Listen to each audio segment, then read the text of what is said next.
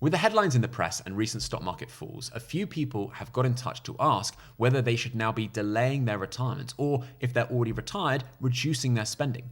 And although, as of recording, market falls have been modest, I can understand that concern. And maybe you have concerns too, or maybe you just want to know, how should you react when markets fall by 10, 20, or even 30%? Should you be delaying retirement or reducing your spending, and by how much?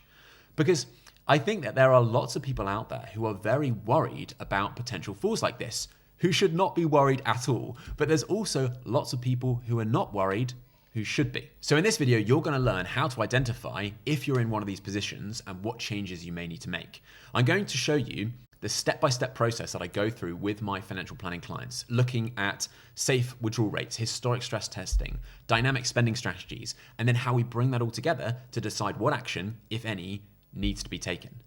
But as you're going to see, most of this planning should take place years before these events occur, ideally years before you retire. In modern times, retirees are typically somewhat or entirely dependent on the performance of their investments for their income. Up until retirement, it can be easy to brush off falls in the stock market because you have time to wait for it to come back. But when you're retired, not only do you not have that time, but you often have no easy way to rebuild. So those market falls are much more concerning. And it's the start of retirement when you're likely to be the most vulnerable. Let's say that you had a £100,000 portfolio, which you want to draw 6K from every year for the next 30 years. If your portfolio delivers a return of 6% per year, your portfolio value would remain unchanged throughout retirement. But market returns are not constant. Here are two more realistic scenarios. In both of these, the portfolio delivered an average annual return of 6% per year, just as before, but the key difference is the sequence in which those returns showed up. In scenario A, we get lucky with strong returns right at the start of retirement, which puts us so far ahead that when the below average returns show up, the effects are muted. But in scenario B, we get unlucky with several years of poor returns right at the start that cause so much damage that it's hard to recover from. This is the thing, even if stock markets deliver strong returns over the long term, if you get unlucky with a poor sequence right at the start of retirement, it can cause major problems. So the most obvious solution to this would be to react, to reduce your spending, or perhaps try and keep working for longer. But just because the markets fall by 20 or even 30%, that does not necessarily mean that you need to make changes. Let's say you're 60 years old and you have a £100,000 portfolio invested in 60% stocks and 40% bonds, and you're looking to draw £4,000 per year from the portfolio, so a starting withdrawal rate of 4%, but you're also looking to increase that level of withdrawals in line with inflation each year. To keep this simple, let's ignore taxes and assume that this is invested in an ISA. This is some modeling software called Timeline, which uses historical asset class returns and inflation to visualize what would have happened to this financial plan if you'd started it at any point over the last 100 years, with each line representing a different scenario. The first takeaway is just how large the range of outcomes has been. If you retired in 1982, you would have ended up with 5 times more money than you started with, and that's in today's money.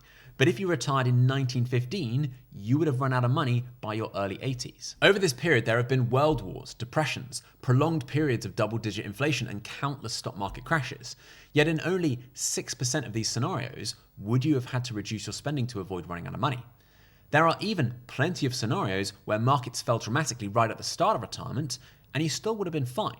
Of course, at the time, you would have had no idea whether the markets were going to recover or not. But as you can see here, at this level of withdrawals, even in the worst case scenarios, you would have had plenty of warning signs. One bad year is not a problem. It's when there are multiple years of back-to-back poor returns. I know it feels natural to want to cut back, to tighten your belt when markets fall, especially at the start of retirement, when all of this is so new. But if that decision is being made without context, without first considering your margin for safety, there is a high chance you could be cutting back or pushing back your retirement unnecessarily. Now, of course, real financial plans are likely to be far more complicated than this. You may have multiple tax wrappers, different income sources, state pensions, and variable spending goals to consider. But in the run-up to retirement, if you can do this type of modeling, it will not only help you to understand if you can afford to retire in the first place, but it will help you to understand how you should be reacting to market events as they occur. With the current news cycle and market volatility, I've now had several clients mention that they're thinking about cutting back their spending or pushing back their retirements. These are people whose financial plans look a lot like this. So I've had to remind them that this is not built on the basis of markets always going up. We expect markets to fall. We don't know when it's going to happen, but we know it will. And we've made sure that their withdrawal rate is sustainable enough that they should not need to make changes, or at least not immediately. But what if you run this analysis and the plan looks like this? Here, I've reduced the starting withdrawal rate to 3%, and we can see now that every single scenario would have been successful. Even if you retired in 1915, right at the start of the First World War, and then went on to endure the Great Depression and the Second World War. Clearly, if you're in this situation, you have such a large margin of safety that you really shouldn't be worrying about the markets at all. Obviously here, we need to remember we are looking back into the past, and the future could look very different, but we can certainly use this as a guide. I've had so many situations where I've started working with a new client, typically someone who is quite conservative, who's saved a lot, but is also very concerned about market drops and does not think they have enough to retire. And then we run the numbers and I'm like, guys, based on the assets that you have and what you're looking to spend, you should not be worrying about any of this stuff. The markets could fall 10, 20 or 30% and you're likely to be just fine. Now, having this high margin of safety sounds like a good position to be in, but there are two problems with this. The first is that to get into this position in the first place, you're going to need to save a huge amount of money. And secondly, if you do manage to get into this position, you are then likely to have the opposite problem. If you spend this little, you're likely to end up being the richest person in the graveyard.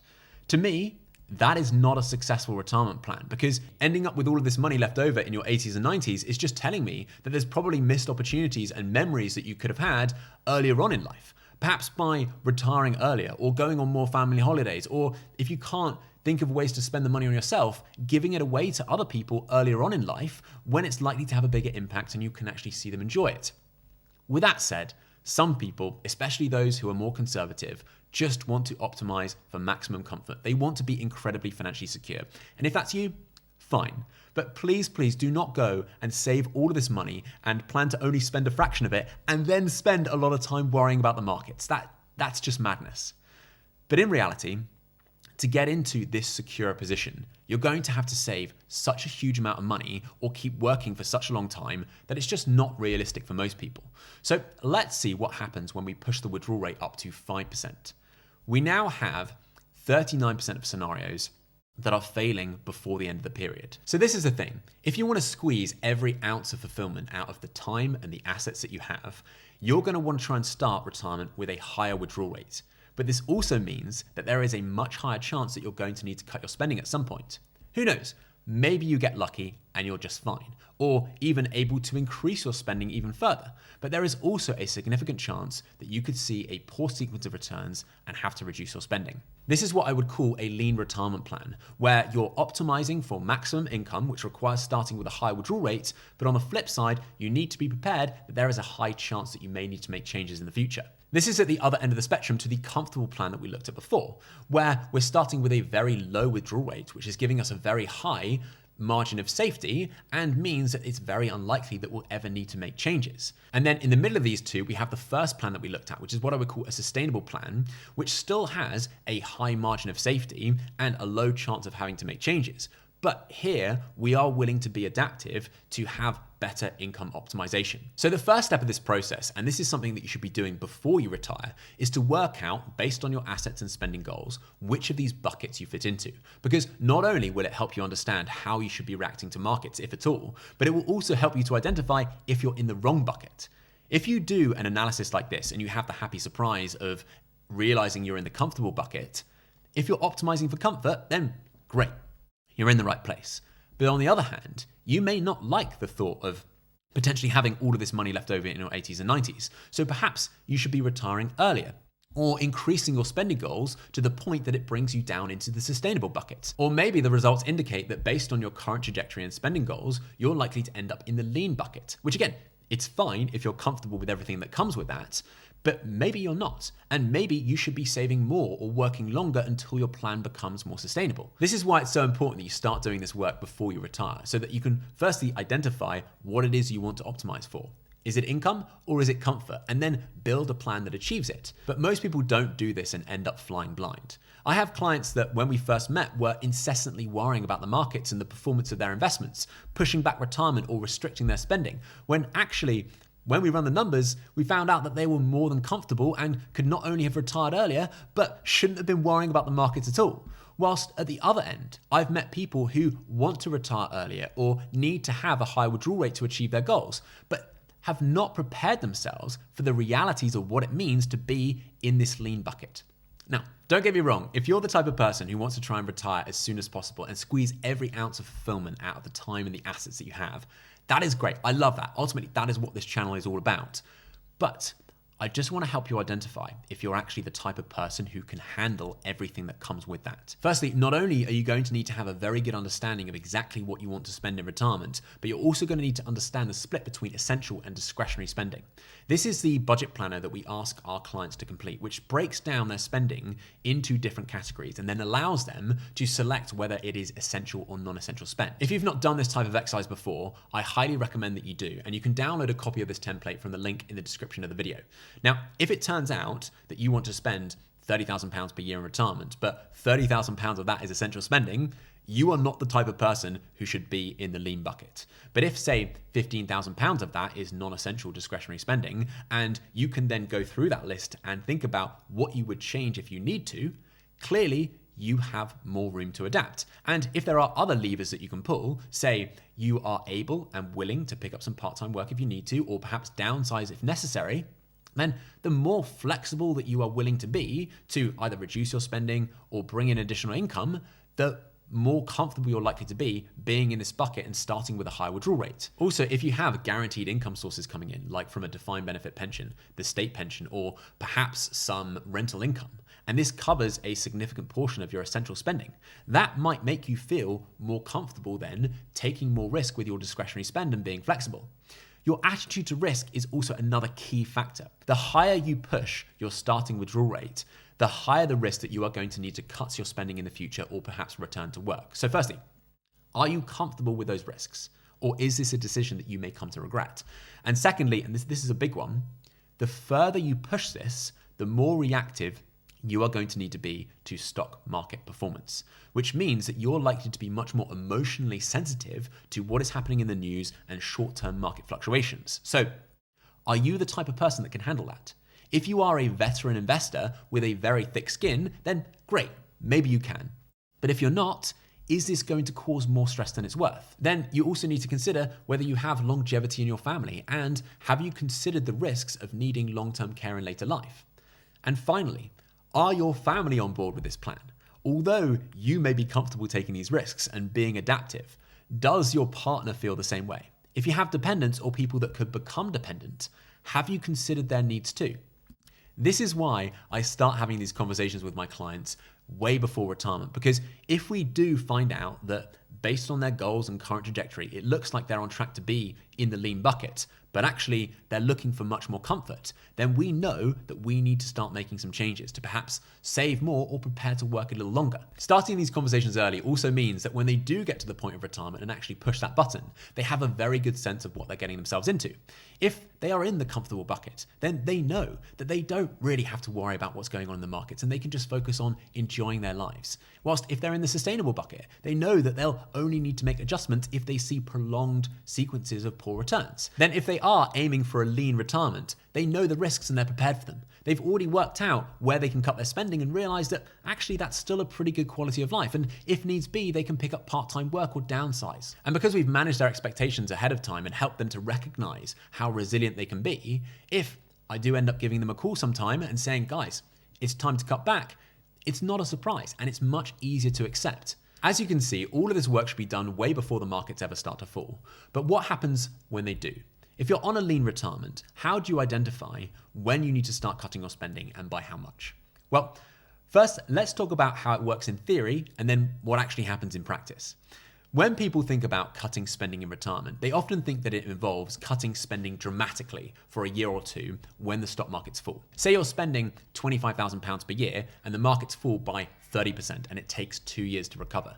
You might think that you need to cut your spending by, say, 20% over those 2 years. But there's two problems with this approach.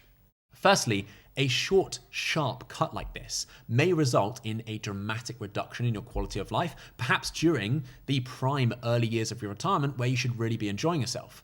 And we don't know for certain if this cut is even necessary. So as an alternative, if say inflation was 3% last year, and normally you'd expect to increase your spending in line with that, if the markets have performed poorly, you could forgo that inflationary uplift just for this year, which you'd probably hardly notice, but compared with then the original plan, this would result in you spending 3% less every year moving forward, which can add up to a huge amount and really move the needle. The second problem is that stock market crashes are not necessarily the main threat to retirees.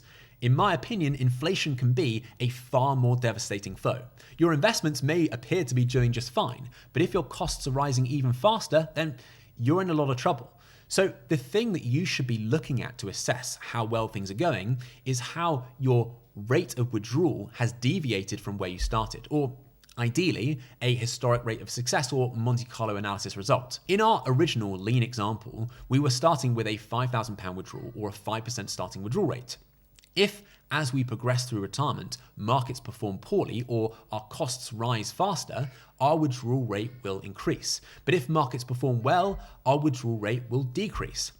Down is good, up is bad. And we could actually implement some systematic spending rules around this. If, say, our current withdrawal rate rises 20% above our starting withdrawal rate, we could create a rule so that we reduce our spending by 10%, which should hopefully start to get us back on track. And if the opposite happens and our withdrawal rate reduces by 20%, we're instead going to increase our spending by 10%, which should have the same effect of bringing us back towards our original target. So just like you might use guardrails in a bowling alley to keep your ball in lane, these spending guardrails can help us to keep our spending on track. This type of systematic dynamic spending strategy was first pioneered by Jonathan Guyton and William Klinger, whose research found that adding rules like this to a retirement plan can significantly increase its chances of success. For example, if we apply these rules to our lean plan, you can see how it narrows the distribution of outcomes because we're spending more in the good scenarios and less during the bad ones, to the extent where we now have a 93% historical chance of success.